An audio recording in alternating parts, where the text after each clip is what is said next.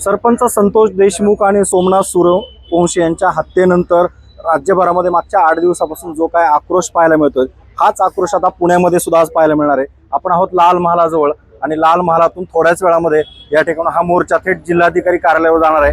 राज्यभरातील हे सगळे नागरिक या ठिकाणी जमा झालेले, मराठा आंदोलक जमा झालेले आहेत, सर्व जातीय धर्मीय सुद्धा यामध्ये आहेत, महिला पुरुष आहेत।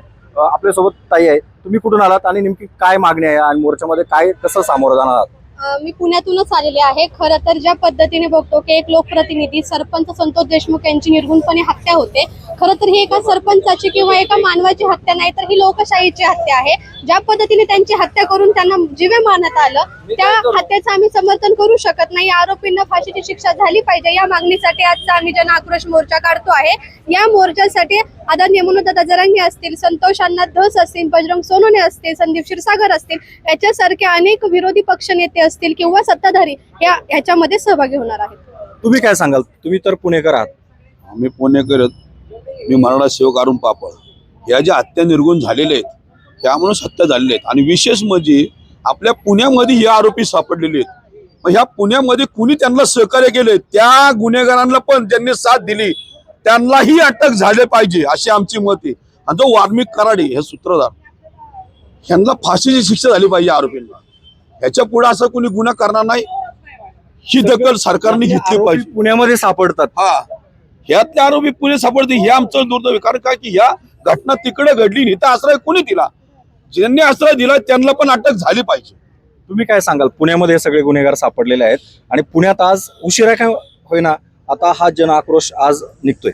सर्वप्रथम मी आहे ना, मी पुणेकर म्हणून मी थोडंसं माझ्या मला अंतला करण्याला खातोय, कारण का आज एवढा मोठा गुन्हा देशामध्ये घडतोय, राज्यामध्ये घडतोय आणि ते आरोपी संपूर्ण आमच्या पुणे शहरामध्ये गावतात।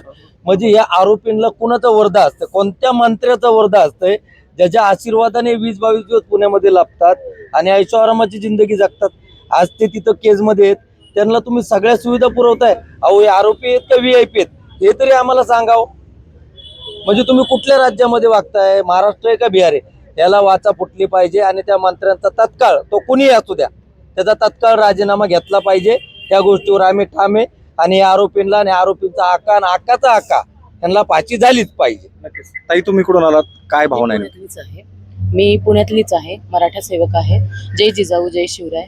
बघा, भावना एकच आहे की जे काही आमचे मस्साजोगचे सरपंच असतील, कैलासवासी संतोष भाऊ देशमुख आणि कैलासवासी सोमनाथ सूर्यवंशी, तर हा जो फक्त अन्याय हा शब्द त्याच्यासाठी पुरेसा नाहीये। मी तुम्हाला सांगू इच्छिते की निर्गुण हत्या आहे, अपहरण करणं, त्यानंतर त्याची गुन्ह्याची नोंद दाखल न करून घेणं, त्यांच्या पोलीस स्टेशनच्या समोरनं किंवा त्या पोलीस अधिकाऱ्याच्या सोबत जो कोणी आरोपी आहे ज्याचं नाव घेतलं जातंय तो त्यांच्या सोबत असणं, त्या वेळेमध्ये 3.5-4 तास संतोषांना देशमुखांना कशा पद्धतीने मारहाण केली। तुम्ही जर त्यांचे फोटो बघितलेत ना दादा, मी तुम्हाला सांगू इच्छिते, अक्षरशः 2 दिवस तर माणसाला काही कळत नाही अशा। म्हणजे ही काय आहे की फक्त निर्गुण हत्या नाही, तर हा राक्षसी वृत्तीने ज्या पद्धतीने छत्रपती संभाजी महाराजांचं हत्या करण्यात आली होती, त्याच्यातलाच हा एक अमानुष मानवी प्रकार आहे तुम्हाला सांगते। आणि ह्या वृत्तीचं कुठंतरी मुळासकट उपटन झालं पाहिजे, यासाठी आज तुम्ही आक्रोश मोर्चा करताय। तुम्ही काय सांगाल? मी सोलापूरहून आलो, मराठा सेवक प्रशांत जगताप। कुठंतरी आमच्या समाजावर हल्ले होतात, हे हल्ले का घडवून आणतात, कशासाठी घडवून आणतात? आम्ही कुठली न्याय मागाय गेलो की जातीवाद लावतात, हे का लावतात जातीवाद? आम्हाला संतोषदादांना न्याय द्यायचा आहे, ह्याच्यासाठी आम्ही सोलापूरहून पुण्याला आलोय। त्यांच्या मुलांचं छत्र हरवलेलं आहे, त्यांना बाप आता त्यांचा दिसत नाही। हे कुठंतरी आता शासनाने दखल घ्यायला पाहिजे। लवकरात लवकर मुख्यमंत्री साहेबांनी सांगितलंय की आरोपींना आम्ही फाशी देऊ, पण फाशी दिलीच पाहिजे आणि फाशी झालीच पाहिजे। त्याला कुठल्या नेत्याचा वरद असं तर त्या नेत्याला सुद्धा त्याच्यात ओवलं पाहिजे आणि 302च्या कलमामध्ये सगळे आरोपी घेतले पाहिजेत आणि फाशीची शिक्षा मात्र झाली पाहिजे। जर फाशीच्या शिक्षेतून कुणी सुटला तर सरकारची अजिबात सुट्टी होणार नाही।